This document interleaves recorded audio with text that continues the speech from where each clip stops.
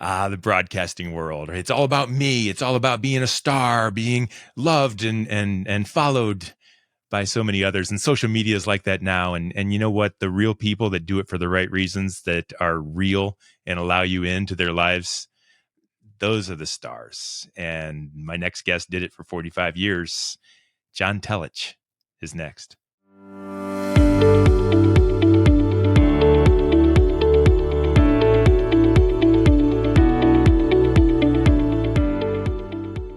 And the heat is on. Let's get cooking. This is Purpose Under Pressure, sharing stories of why we're here and how we fight to make it happen. We are in our third season. And folks, if you like this enough to listen and you're out there, can you do me a favor, maybe hit that follow button, subscribe, leave a review or something, just to let a friend know that we're here and we're something worth listening to. It's important, and it helps others know that this show might be worth they're giving it a shot as well. So that's how we grow, and I look forward to your help there. Purpose Under Pressure is brought to you in partnership with Sandler by the Ruby Group, serving sales professionals nationwide from their Akron and Columbus, Ohio, and Jacksonville, Florida locations. Sometimes I'm going to have to get down there, visit those folks down there. Selling is an art, and it's at the heart of everything you do in business world. So do it on purpose with Sandler by the Ruby Group. Check them out online at therubygroup.sandler.com. I'm so excited about today because for a lot of reasons, and I don't even know what the show is going to ultimately end up being about, but it could be about anything.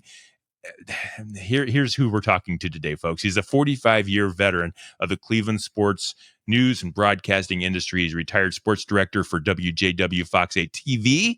You already know who I'm talking about now. He's an 11-time Emmy winner, vice president of the Greater Cleveland Sports Hall of Fame.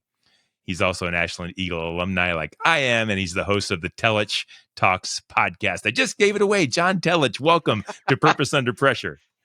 Hey, Brian, good to be with you. Boy, it would be really stupid of me to have some podcast called like Schwartz Talks instead of Telich Talks. So I kind of figured that's how we should go. Yeah, that's how I named my company, Brian Media, too. It's like real creative, right? Yeah, it's your name. It's your name. It works. It does work. John, welcome to the show. I told you a little bit before the show. You don't remember, but I do. You were integral in my coming to Ashland College to become a broadcaster, which led to this. Sure. And led to everything I'm doing now. And so you may not know it. You called me one day and said, Brian, I hear you wanted to come to Ashland College. I'm like, it's the John Telich on the phone. And so I went there. So thank you for playing that role way back then. You bet. It's my pleasure, man. Absolutely. I got to watch you a lot on TV. I got to watch a lot of winning Browns seasons and losing Browns season. And you were always part of the environment in our home. And so I'm really excited to talk with you about this. Thank and you. Our show is Purpose Under Pressure, John. And you've been at it for 45 years. And I know a little bit about the broadcasting industry. I know it's full of it. Can you tell me first what your purpose is in life, why you do what you do, maybe even why you did what you did, but what you're made of? And then we're going to get to some of the struggles along, and we're going to have some interesting conversation. Fantastic, Brian. My purpose is to lift other people up. And I think it was instilled upon me or in me by my mom and my dad. Had a great youth here, younger years here in Euclid, Ohio. I actually live only about 10 blocks from where my parents raised me and my four sibs. And so that's it. My mom was just, she was one of those people that, didn't really shout it, but lived it. And she was always about others, and she was always just an incredibly uplifting type of person. And my dad was a hard-charging businessman and very giving towards the community, and was liked by so many people, very successful at what he did. And both of them instilled upon me to be someone that always looks at the better side of people and, have that work ethic, which I know my dad got from his father. My grandfather came over from Slovenia as a 15-year-old boy, and in pretty much rags to riches kind of a story here in America. And so I kind of got a lot of that from my grandpa, my dad, my mom. But ultimately, I believe the key to success is to remove yourself from the equation and look to lift other people up. And in the process, the sea will rise and your boat will do just fine. So why broadcasting then? If you want to lift people up, and of course now is different than 45 years ago, we could talk about that. Yes, it is. But how did you enter into broadcasting if what you want to do is help people? Where was the tie there? Well, okay. The first of all, the love of sports was the reason I thought that I could have a good life in broadcasting. So I played sports as a kid, and I was very involved in the sporting scene. And I always felt when I played sports that I was in a community of like-minded people, that we were all working for the same cause. And again, getting back to the bigger than yourself kind of a thing.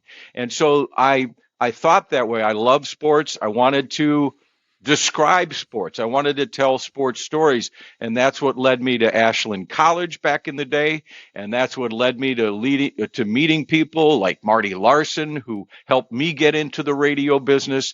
But all through that, I as I continued on my craft, I got to the point where if I can tell stories that can make a difference for other people, Mm.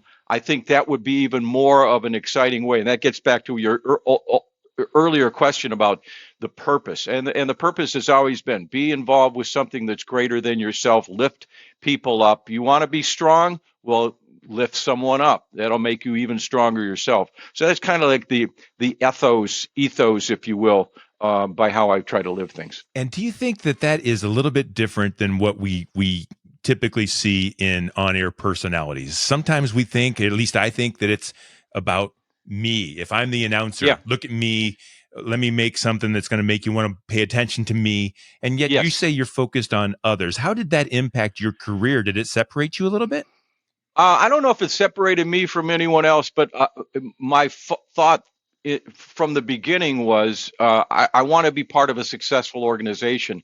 And a successful organization is a lot of people that, as I mentioned earlier, take themselves out of the equation. So I found that to be the case for me. I did have some of that me. If some people said when I retired, God, you had no ego, Mm. and I would say, no, we all have egos. I always wanted to do my best, and I wanted to be recognized for it. Is probably the reason why I'm sitting in front of a wall that's filled with some things that happen to be over my career. So again, there is ego involved, but for me, it was just very enjoyable. It was enjoyable as far as just being able to work with my teammates and have a good time and have that purpose towards making the broadcast the best it can be. It's amazing when you're able to take that purpose and actually put it to work on a daily basis, swing your feet out of bed and go do something that you're meant to do. I'm interested now as well in the pressure. And I know a Yeah, little bit, just this much about the broadcasting industry, but I know it's hard. And I know yeah, there's a lot of competition and I know there's a lot of ego. When we talk sure. about pressure, what do you remember? What do you think about over your career that really was a storm that tried to knock you off? Well, every day was filled with it, and I know you would concur with that, Brian. There were days where I would come to work, especially the years when when as the sports director, I was in charge of running everything. And what are we going to cover today?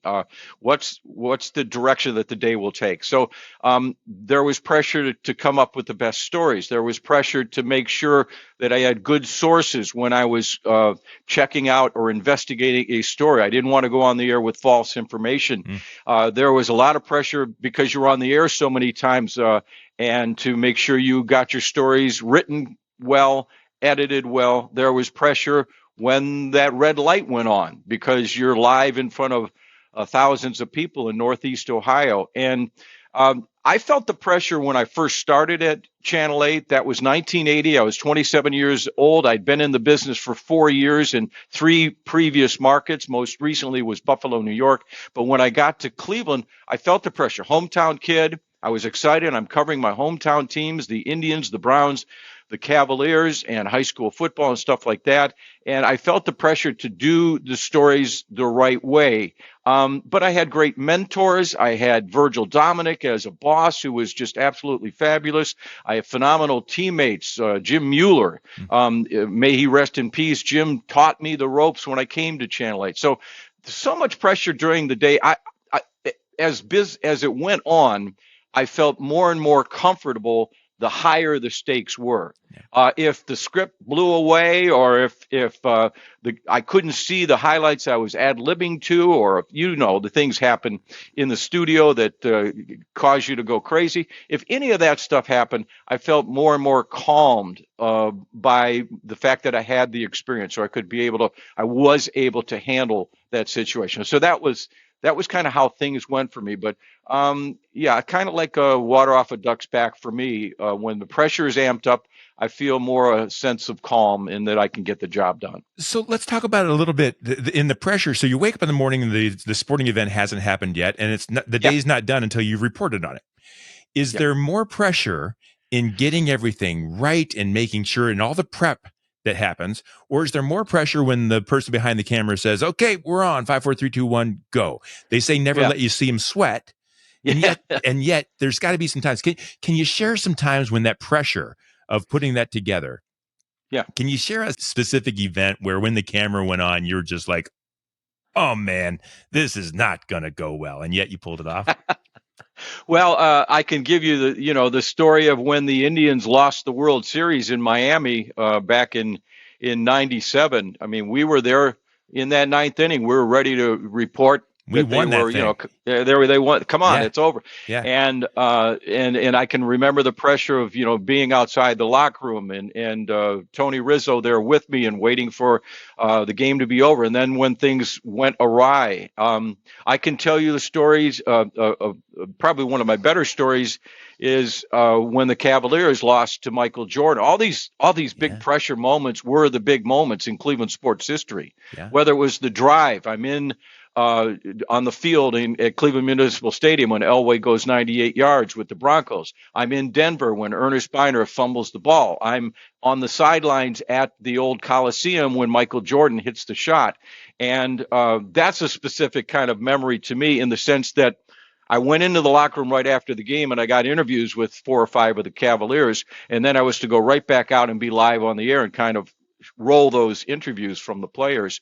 And at that time, I wasn't able to get those things fed to the station so they could turn them around and play them for me. Okay. And so here I am at games. Everybody is devastated. I'm removing the fandom that you have because we all have some degree of it. And I'm a reporter. I have to give you. I wanted to always be known as someone who gave you both sides of the story and that you could believe my words. And so I was out to do that. But when they went to me live, they told me in my ear that we don't have the interviews. So I kind of ad-libbed. There's your pressure again, Brian. I ad-libbed what Brad Daugherty told me, what Ron Harper told me, what Mark Price said, what Larry Nance said, what Coach Lenny said. I ad-libbed all that stuff. And I was able to handle it fairly well. But I just remember I'm standing there next to Jim Donovan, Channel 3, the late Neb Chandler, God rest his soul, from Channel 5, and the locker room door is right behind me. And I couldn't, the people that were watching me weren't hearing any of these guys because we had the snafu with not being able to play the videotape. Yeah. Well, I see Ronnie Harper walking out of the locker room, and I literally walked right behind Jim Donovan, who's on the air, right behind Neb Chandler, who's on the air, and grabbed Ron Harper and walked him over to try to get the interview. So that was a bit of pressure. But all of those moments, they've come, Brian, with some significant thing that's happened in Cleveland sports. And there's been some fantastic moments. When the Indians made the playoffs for the first time in '95, I remember that night getting misty-eyed thinking about Neb Chandler, who was a mentor to me, even though he was a competitor. He had passed away the year before, and all I could think of was, darn it. Nev's not getting a chance to enjoy this. And he was such a fantastic broadcaster. So, the pressure comes and it goes. And I just think, loosey-goosey, have a good time. Don't let them see you sweat. Yeah. And it can make for a better broadcast, usually. Do you find that the biggest moments are more pressure-packed, or do you take on your role and your job every single day the same way and then just respond? Do you feel a difference under the weight? I feel that I try to be as consistent as possible, Brian, so that when there is a crazy moment, it doesn't upset me, doesn't get my blood pressure to rise that much. So probably the answer would be stay consistent as much as possible Sure, I've had some on-air moments, where I might have said the wrong thing. Um, Heck, just 2 mornings ago, I said a word wrong when I was doing the readings at church, and my Oh, my number one critic let me know about it afterwards. Did you realize you said live instead of live? So it's so. Uh, I never worry about that stuff, but yeah. pressure. And there are some other people that I can be in the newsroom, and there's one reporter I'll keep that person off key and won't let you know who it is, but they were the type that were like, all right, stand by. I've got, but I could do my stuff in the newsroom with people walking by and television blaring or in loud stadiums. I just felt comfortable to give you my spiel on the air. Yeah. So let's talk about one of the pressures I see people having in business is retiring. Hmm. Yeah. And you've had an amazing career. I mentioned, so you got the trophies behind you, 45 years, 11 Emmys. I mean, people know when John Telich walks into the room, they know you. Retiring and walking away from that Yeah. limelight and what's that like, and how do you maintain a sense of passion and purpose in your life? Well, Brian, I knew it would be an adjustment, and I sat down and had coffee with my old boss, Virgil Dominic, not that long ago, and I also had him on my podcast. He was a really fascinating story to how he got into broadcasting. But he asked me, he said, "Could you, did you think you could walk away from that?" And my feeling was I didn't want to stick around and kind of be the person where they start asking you, "Were you thinking about retiring soon?" I never wanted to be that person. I was very confident in my abilities, but I looked at, usually I wanted to retire at a certain time, and I kind of met that timetable. And God bless my boss, Andy Fishman, for allowing me to set the terms of it was never a case of, it's time for you to retire. It was when I wanted to. So I was very Mhm. blessed, and I'm still not really retired because I do Friday night touchdown with our high school football coverage, which is a passion Yes. of mine. But it was a different mindset when I walked out of that building in February of 2022, but yet it's been such a wonderful experience for me in the sense that I do have that ego, and so there is still some part of me that wants to be involved in the media. So I still have a presence doing that and working with the Greater Cleveland Sports Hall of Fame. I do a little Brown stint on a radio station in Elyria once a week. So I have my fingers in the pot still, but I've been really able to enjoy the fact that I can be more social with my neighbors and obviously with my wife, because I always had that ready-made answer. Hey, there's a party on Friday night. Well, I can't. I've got, I'm working. Yeah. And there's Saturday, Sunday. Well, the Browns are playing, and so I never could really have a chance to do that. So I've really enjoyed being involved in community things at my choosing, my timetable, and really the podcast has been like you doing yours. It has been a real passionate filled enterprise for me to talk to people who've had moments in their lives where they kind of pivoted to something that was turned out to be much better for them. And it's been so fascinating because when I did my job, I was in this little box for like 3 or 4 minutes. And in that box, I had you do the Cavs, the Browns, the Indians, college sports, high school sports, whatever was the big stories of the day. Right. And it could just do it in 3 or 4 minutes. Now I can sit down with someone and chat. I did a gentleman, which I found really fascinating. His name's Dean Hall. He lives up in the Portland area. He's a life coach. And 10, 11 years ago, excuse me, he was dying of leukemia and lymphoma. And he was at wit's end. He didn't know what to do. He thought he was a goner. And he went back. He was moving back home, and he noticed in some of the stuff he was cleaning up from his attic, there was a little note that he wrote when he was 12 years old that it said, "I, Dean Hall, someday am going to swim the English Channel." Now, that's no small undertaking. No. And Dean is, really a fit guy and grew up in that kind of an environment with his parents being that way too. And he decided that, well, not everybody, but that is a very well-known endeavor and tough thing to do, swim the English Channel.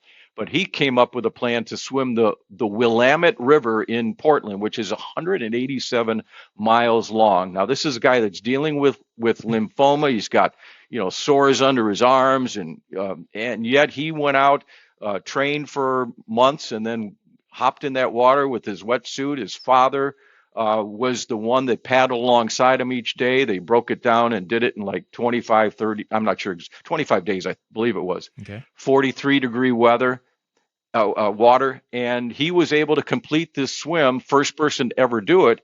And in the process, I've spoken with him. It's been 10 years since he was dying, so obviously he's doing well. And I felt his story was really cool to show to the people that listen to my podcast. So those are kind of the types of things that I enjoy doing. And you can have a real detailed chat with somebody when you're doing it in this platform versus when you're live on TV and you have 2-3 minutes to get the story done. I think it's really unique that this podcast, although I assume it's on a lesser scale, like not as many people see it as, everybody, you were in everyone's home when you were on TV, yes. And now it's a little more of a Correct. niche thing for you. But yet, Isn't it kind of a pinnacle for you? Your stated purpose is lifting people up. Yes. And now, because you were able to have this great success on air in a very public way, you can now transition that to do what you want to do to raise the people you want to raise up. They don't have to. Bingo. You don't have to wait for Michael Jordan to hit the shot. You get to call the shot and bring people to public. This is almost the pinnacle for you, isn't it? This is a real cool way that you're metaphorically saying it. You're absolutely right on the money, and I've really gotten felt more passion for doing it because I'm pushing it more. It used to be when I was on the air, people would say, do you ever watch videotape of yourself, or if you make a mistake on the air, or if you have a great story or what, do you ever go back and watch it? And I go, not really that much, because each day evolves into the next one and it's really busy and there's the pressures of that day that you're dealing with. I never really took the time to look back at that stuff per se. Now that I'm retired, I do a little bit more. It's always cool to know that you had, played a part in other people's lives in the business and what have you. But with doing the pod and the interviews with the people that I've run into, it feels like I'm accomplishing more. But obviously, the amount of people that are seeing and are listening to the story is far less than what used to watch me on a daily basis. And that's almost a metaphor, Brian, for the way the business has gone for me and people in our business. When I broke in, Channel 8 was in the 8th largest TV market in the country at the time. Yeah. And watching the news was kind of like appointment viewing. People said, well, there's the 6 o'clock news and the 11 o'clock channels. There were only three channels. Yeah. And so I felt to be kind of cool to be a young person in this exclusive fraternity, if you will. But then over the years, obviously, more people joined in, cable and ESPNs, and now we're in streaming services and podcasts and more streaming services. So there's your slice of the pie is so much less. But I always tell young people, I mentor a lot of young people that are getting into the business. You can look at it two ways. You can say, oh my gosh, there's so many people competing. But then you can also look at this the other way and say, there's so many different ways that I can get into the business. I interviewed Anthony Lima. He's on the morning show with my buddy Ken Carmen. I had him on the podcast about 4 months ago.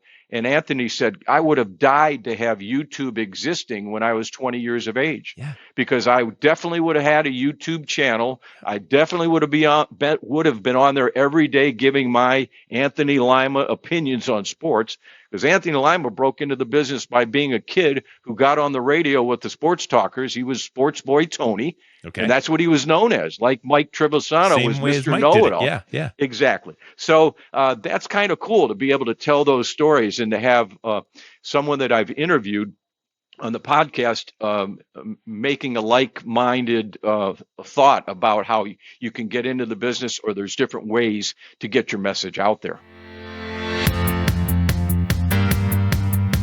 On the rule, only decision makers can get other people to make decisions. Each and every day, we have a decision to make. Also, when we're with buyers in our sales process, we have a decision to make how we're going to lead that interaction. And if I'm somebody that can make daily commitments and keep those daily commitments, then when I'm with buyers, I expect them to make commitments and keep those commitments to me throughout that sales process. So first and foremost, I have to have a decided heart in order to lead other people to make the decisions that I'm expecting them to make.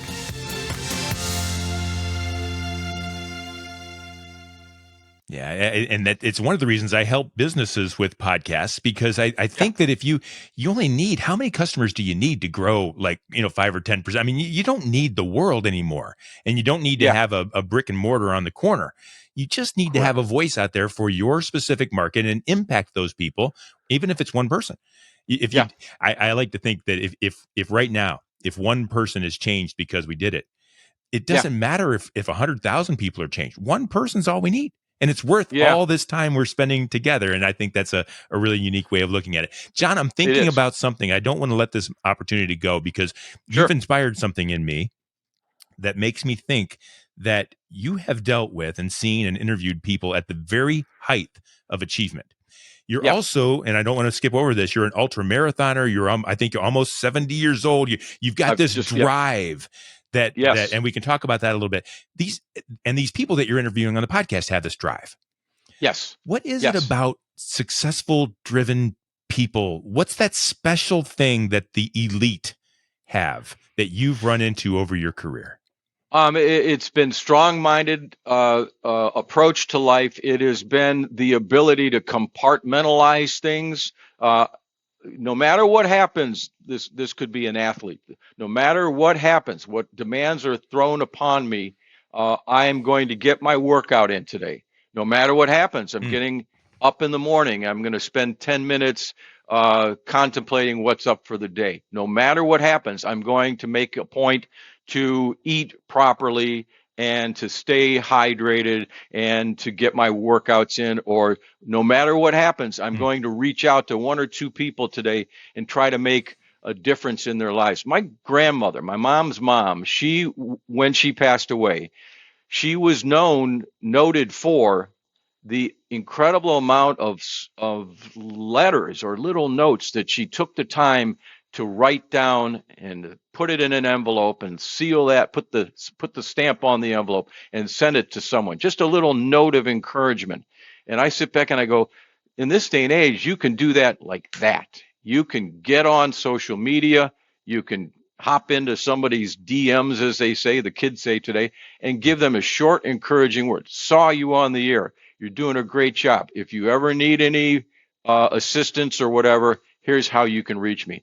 And you can do that multiple times each day. And I think successful people, again, getting back to they're for the greater good, for the organization, for the people they deal with. And that's how you can navigate life and make other people better at what they do just as much as yourself. Yeah. And do you see a little bit of that in yourself as you take on these next challenges in your marathon and running? Do you see that in yourself too? Well, you know what I really have found, and Brian, I've done some really insane stuff. I've, done the Ironman triathlon. I did 100 triathlons over a course of like 15 some years. Wow. And I did the Ironman 3 times. That's the distance, you swim 2.4 miles, you bike 112, then you run a marathon. I did that 3 times. All the times that I did something that was super grueling, and the most grueling thing I've done in the last 10 years was run these 100-mile ultra marathons called the Burning River 100. And I wasn't successful on all of them. There were times where I did not make it all the way, or maybe a slight injury stopped me, or maybe my brain, the one person, the little guy on this shoulder saying, you got this. The other one saying, whoa, wait a second. Your knee sounds like something's wrong with your knee. You better ease up here. Yeah. You better drop out. But I would find that when I do these events, most recently, I did a 70-miler to celebrate being 70 back at the end of April. When I'm doing these events, I'm finding out a little bit more inside of myself. And I always feel you cannot be successful unless you really make things uncomfortable, do things that are uncomfortable for you. And I'm not saying that people to be successful have to go out and do a ultra marathon or anything of that nature. It could be something that's out of your comfort zone. If you're just having problems with circulation or with your knees, you can get into the pool and you can swim. There's always some way to kind of push yourself to see what you're made of. But every time I line up in one of these events, most of the times I'm the oldest guy there, but every time that I line up, I have a specific mindset is that I'm going to push myself a little bit further than I thought I could do before. David Goggins, you may or may not have heard of him. Sure. David, just phenomenal. Yeah. And he says that we usually use only about 40% or only push to about 40% of what we're really, if we're pushing at all. Yeah. And so I'm not David Goggins, believe me, but I have that mindset that, you're not really living unless you really push yourself beyond what you think you're capable of. Two-part question. Yep. What are you most proud of looking back over your career? And two, what are you most excited about next?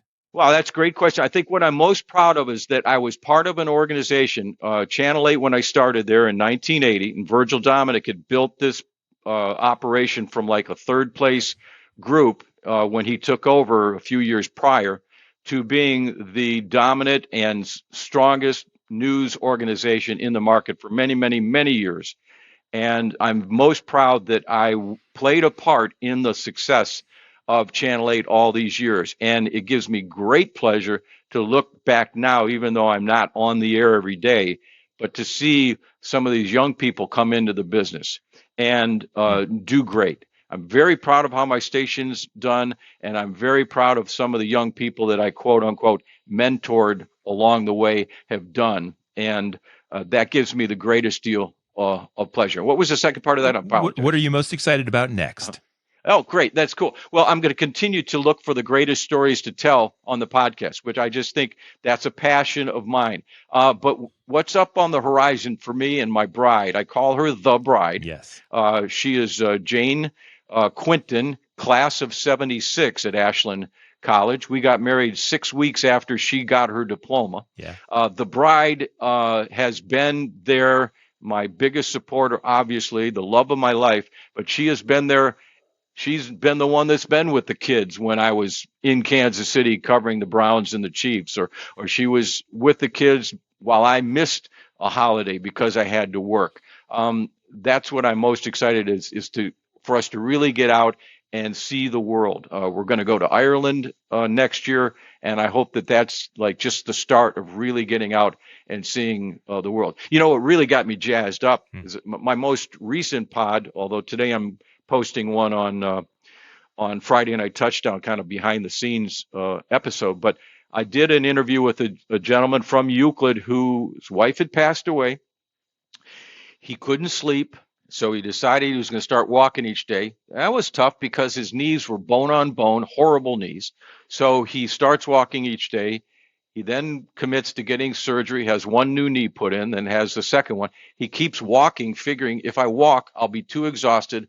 My mind will shut off. I'll actually be able to sleep. All those things happen. Wow.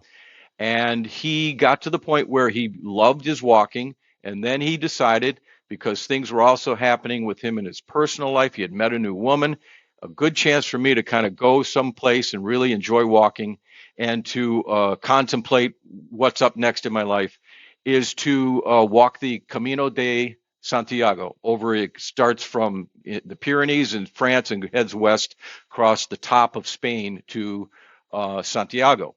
And it's a spiritual walk. It's 500 miles. You stay in a hostel, every day. You do it as fast as you want, or as dragged out as. And he found that was just a fantastic experience.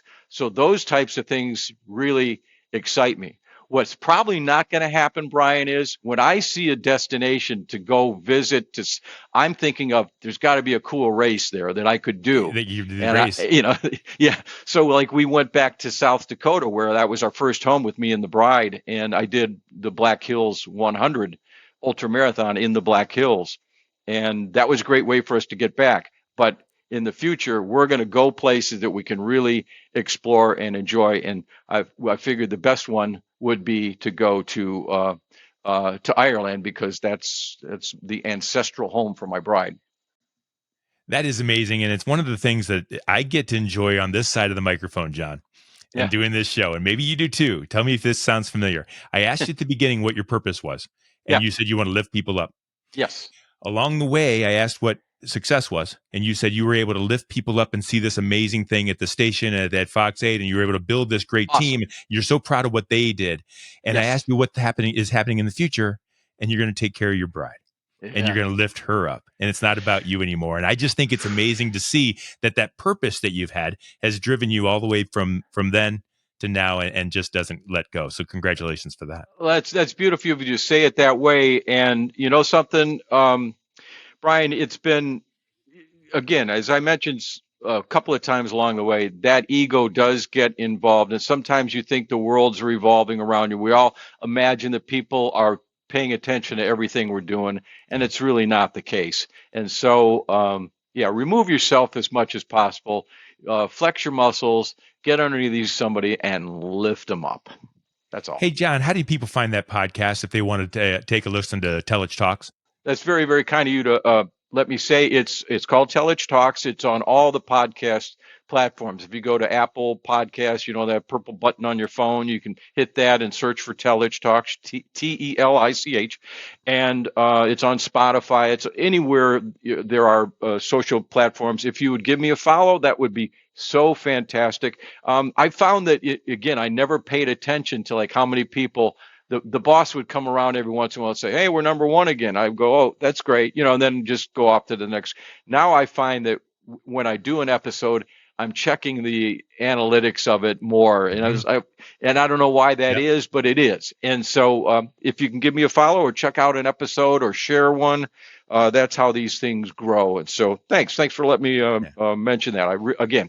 I just enjoy doing it. I don't make a cent off it. I haven't monetized it, but I probably should start doing it. But I just do it for the reason that it's fun to meet people from all over and to hear their stories. Yeah, you're doing it on purpose. And I think there's one thing about you and as I think back as we wrap up here, as I think back to the other folks that would show up in my living room and tell me about the sports teams that I loved. Yeah. Broadcasting, sometimes you get that star thing and that mentality but real people like you, Casey, Jim, God bless you, because I think it's that realness that you bring in that makes us want to kind of pay attention and follow and listen and form our opinions based on some of the things that you say. And it's a great responsibility that you take seriously. And I just really appreciate all that you've done as a professional, even for me in a small way of lighting my light. You didn't know it, like I said, but you did. And I really appreciate it. And I thank you very much for being a part of this show and to helping me get rolling as well. You keep lifting people up, and thank you for doing that. My pleasure, and thanks for having me on, Brian. And I wish you the best as you continue to tell stories about people having that 100% purpose about making this world a better place. And living through it under pressure. Folks, that's John Telich. See, that's cool. And that's neat that he would come on and be a part of this show and give to us and allow us to learn what it's like to really be successful over a long period of time in a very tough role. And so, John, thank you for being a guest on Purpose Under Pressure. It's brought to you by the Sandler by the Ruby Group. Sellers are under pressure to perform, and Sandler helps you succeed on purpose. They are our partners in this, and we're proud of them. You'll find all past episodes of Purpose Under Pressure at brianmediastrategies.com/podcast and wherever you stream your podcasts. We do this every week, and we will see you next time on Purpose.